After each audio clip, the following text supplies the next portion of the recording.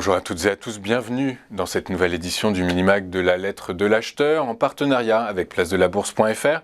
Vous le savez, c'est le bimensuel qui est dédié au monde agricole et aux matières premières agricoles.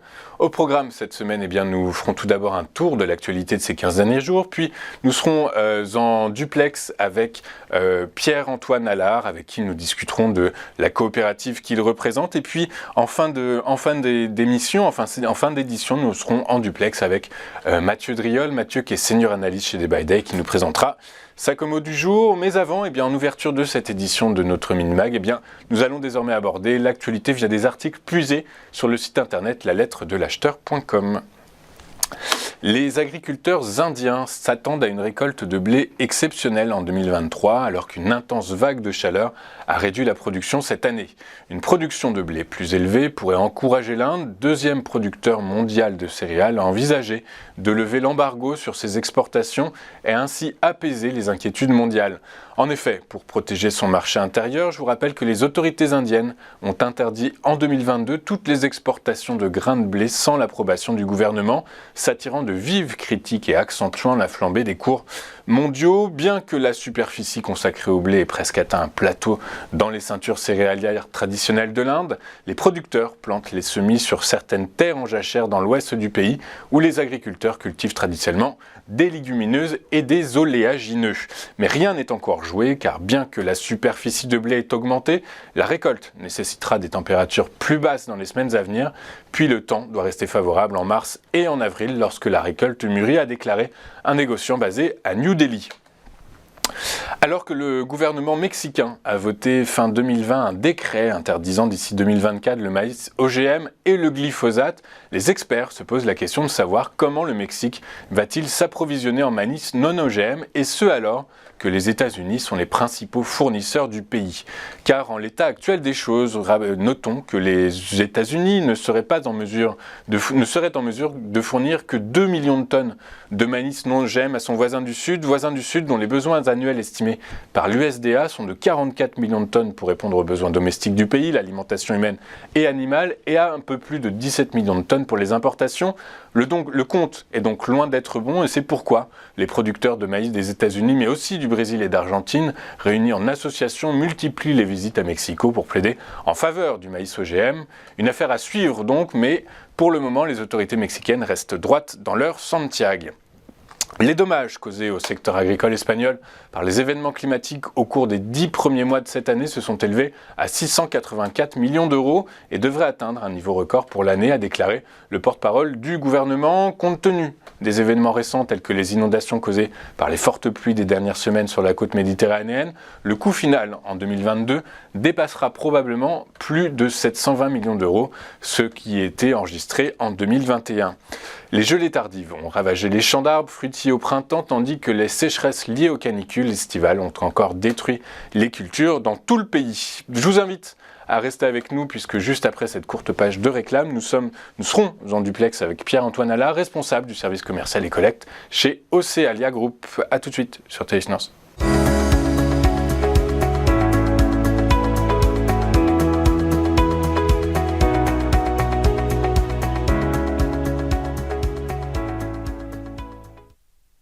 Nous sommes de retour dans cette nouvelle édition du Minimag, la lettre de l'acheteur, en partenariat avec place-de-la-bourse.fr. Merci beaucoup si vous nous rejoignez à l'instant.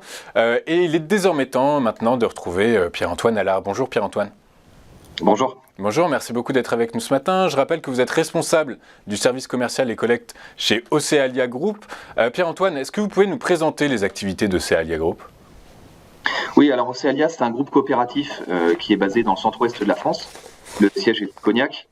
C'est un groupe qui fait un petit peu plus d'1 milliard de chiffre d'affaires sur la campagne passée, avec différentes activités. Une activité historique de la coopérative qui est basée sur l'agriculture et majoritairement sur la collecte des grandes cultures, mais avec également des activités viticoles du fait de la région, bien entendu, une activité élevage également.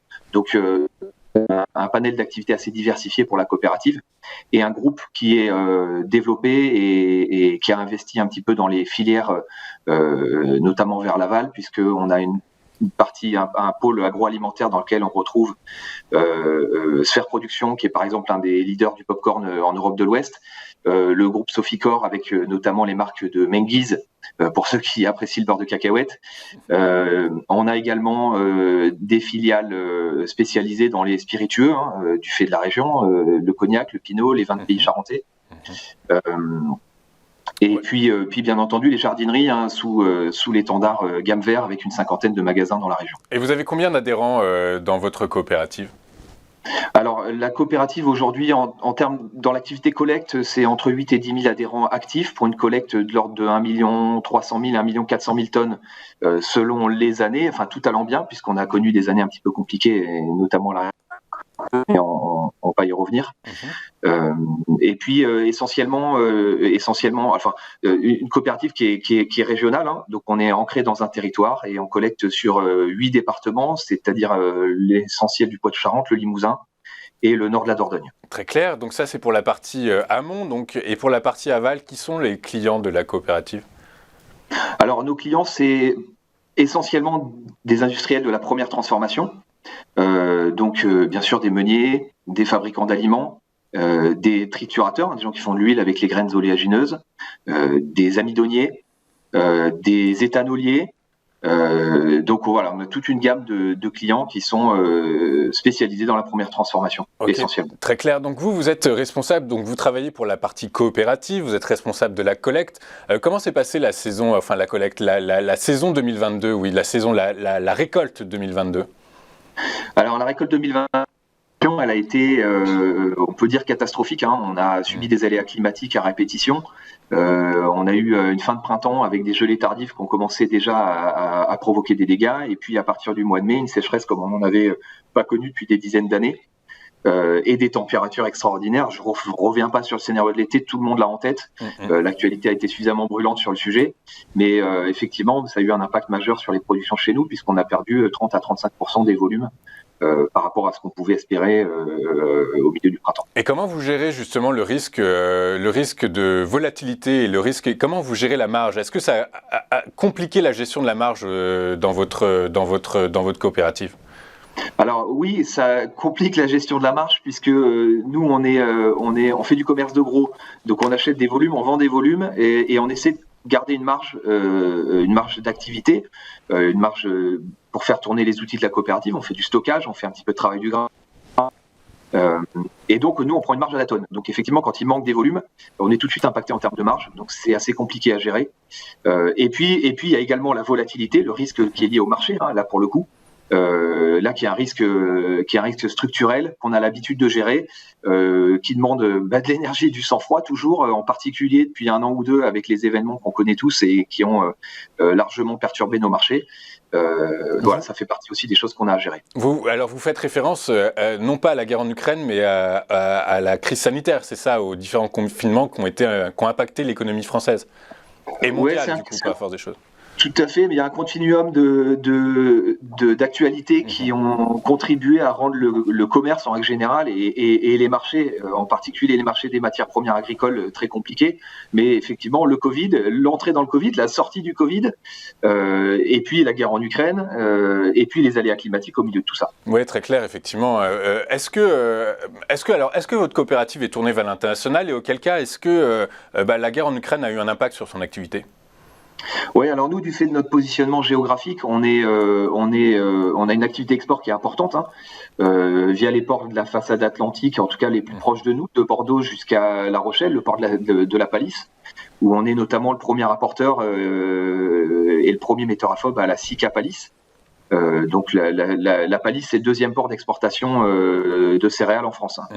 D'accord. C'est un gros port d'exportation. On est dans un territoire où il n'y a pas une grosse densité de transformation industrielle, donc naturellement pas mal d'exportations vers l'Afrique du Nord, vers l'Afrique de l'Ouest notamment, et puis également vers d'autres pays d'Europe de l'Ouest selon les produits qu'on regarde. Oui, la guerre en Ukraine, elle a eu un impact majeur puisque d'un seul coup, on s'est retrouvé avec des fournisseurs de la mer Noire qui sont des fournisseurs incontournables dans les marchés céréaliers, qui se sont retrouvés en incapacité de livrer leurs clients. Et donc, on a eu une augmentation assez phénoménale de la demande sur nos origines, et donc une augmentation assez importante de l'activité, avec des moyens qui eux étaient toujours les mêmes, voire même un petit peu contraints. On sait que les logistiques aujourd'hui c'est compliqué, c'est vrai aussi dans notre région. D'accord, et ça a eu un effet sur les prix pratiqués par vos adhérents, et est-ce que l'inflation est rentrée en compte? Est-ce que la logique d'inflation, les problématiques de hausse de prix ont impacté l'activité de vos, alors plutôt de vos clients, je dirais cette fois-ci? Alors ça a impacté un peu tout le monde évidemment, ça impacte nos producteurs qui ont des coûts de production qui ont explosé du fait de la hausse des engrais, du fait de la hausse du carburant, etc. Ça impacte nos activités aussi, puisqu'on a des activités qui peuvent être assez énergivores, notamment en termes d'électricité ou de gaz, quand on parle du séchage du maïs par exemple. Et évidemment nos clients, puisqu'on est, comme je disais, surtout des clients qui sont dans l'industrie de la première transformation, donc avec des coûts énergétiques qui sont assez importants dans leur modèle économique et effectivement ça les a largement impactés. L'énergie monte, les matières premières ont beaucoup monté. Le blé, il est passé en 1 an et demi, on a connu des prix autour de 170-180 € la tonne et on est monté à plus de 430. Ah, c'est gigantesque. Donc là on est descendu un petit peu, mais ça fait des écarts de prix qui sont très importants et des variations qui sont pas toujours simples à aussi absorber pour nos clients. Oui, c'est très clair. Et du coup, c'est le défi majeur que rencontreront vos fournisseurs, vos adhérents. Je pense que toute notre filière elle est confrontée à ce défi des hausses de prix en règle générale, des hausses des coûts. On peut dire même. C'est vrai sur tous les maillons de notre filière, et puis je crois que c'est vrai aussi très largement dans toutes les filières économiques. Aujourd'hui, on en parle suffisamment pour se rendre compte que tout le monde est assez fortement impacté. Oui, très clair, effectivement, c'est un problème global. Merci beaucoup, Pierre-Antoine Allard. Je rappelle que vous êtes responsable du service commercial et collecte chez Ocealia Group. Je vous souhaite une excellente journée. Je vous remercie beaucoup d'avoir été avec nous ce matin. On marque une rapide pause, et on se retrouve juste après pour la commo du jour avec Mathieu Driol. À tout de suite sur Téléfinance.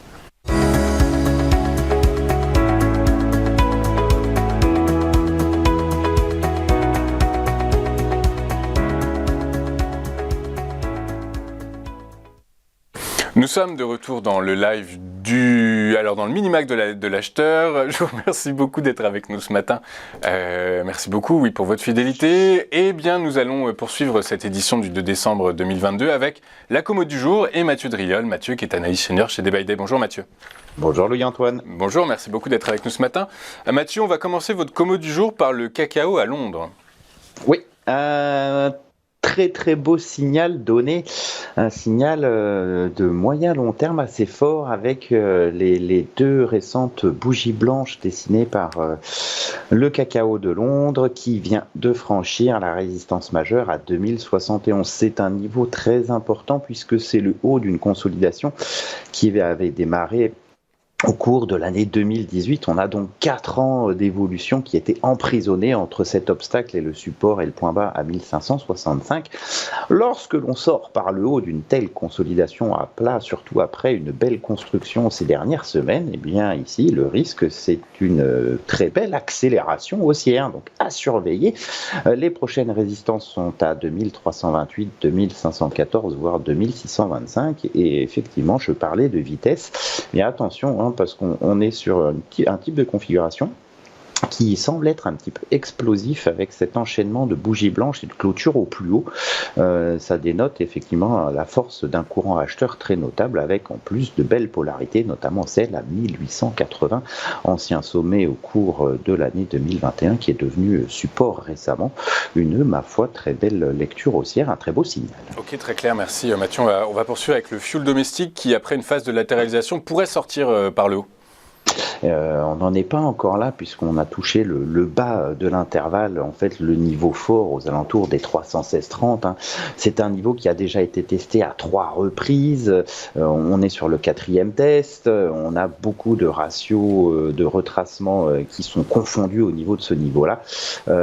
C'est vraiment en fait en termes de timing un niveau sur lequel le courant acheteur doit se remanifester si on considère la lecture haussière entamée depuis l'année 2020 avec cette succession de creux et de sommets ascendants très dynamiques. Alors la première cible c'est un retour en haut de l'intervalle aux alentours des 467. Après ça sera probablement pour sortir par le haut de cet intervalle. On n'en est pas encore là, c'est encore un peu loin. En tout cas le timing est très pertinent puisque Si d'aventure le Heating Oil cassait en clôture hebdomadaire 316,30, eh bien on aurait alors un signal baissier très important puisqu'on sortirait à l'inverse du cacao par le bas d'une large zone de consolidation. On aurait donc une zone de distribution, une chape de plomb au-dessus de la tête qui repousserait la lecture haussière pour un temps. Donc timing pertinent. Ok, et vers quel niveau justement cette chape de plomb pourrait amener les cours ? Alors si effectivement on se met dans cette lecture corrective avec une rupture de 316, encore hypothétique à ce jour, on a deux supports qui semblent être assez évidents, 262,50 et puis aux alentours des 220, ça c'est pour les cibles immédiates d'atteinte. Et en fait la problématique de cette lecture en zone de distribution, c'est comme ça qu'on appelle véritablement une zone d'échange par laquelle on sort par le bas, la tendance haussière s'est distribuée dans le temps. Le problème c'est que ça vient vraiment handicaper toutes les lectures haussières pendant ma foi très longtemps. Cette zone elle est assez longue, elle dure 8 mois, ça peut bloquer toute progression des cours pour l'année à venir en fait. Très clair, donc si je comprends bien en fait, sur le cacao à Londres on a une très belle lecture haussière et donc c'est à avoir en tête, et sur le fuel domestique on est un peu à la croisée des chemins finalement.